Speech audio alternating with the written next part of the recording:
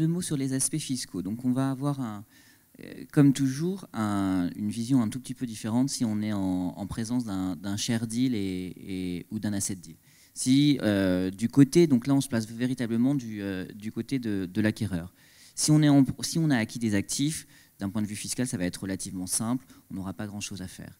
Si on est un acheteur français et on a acquis des titres d'une société française, on va devoir, le travail donc, du fiscaliste ne s'arrêtera pas au chiffrage de l'opération, mais véritablement on pourrait se poser la question, est-ce qu'il est pertinent ou non de mettre en place une intégration fiscale? Et comme on l'a dit tout à l'heure, une intégration fiscale, ça a des contraintes en termes de calendrier. Donc il faudra bien l'anticiper puisqu'il y a des délais à respecter.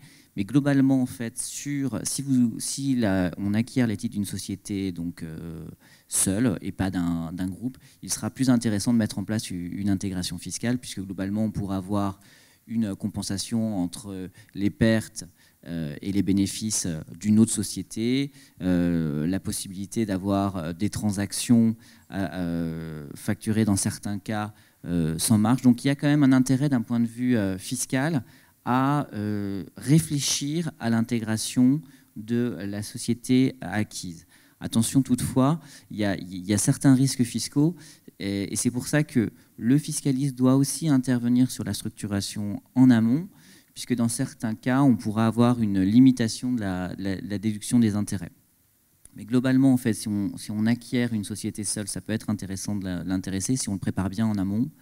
Si on acquiert un groupe, parce que ça peut être le cas aussi, on acquiert un groupe français, là, il y a véritablement aussi dans cette situation un travail à faire, c'est identifier si ce groupe a déjà mis en place une intégration fiscale, si ce groupe a des déficits, puisque concrètement, si vous décidez d'élargir votre groupe existant à ce groupe, ça aura un impact sur les actifs fiscaux de celui-ci.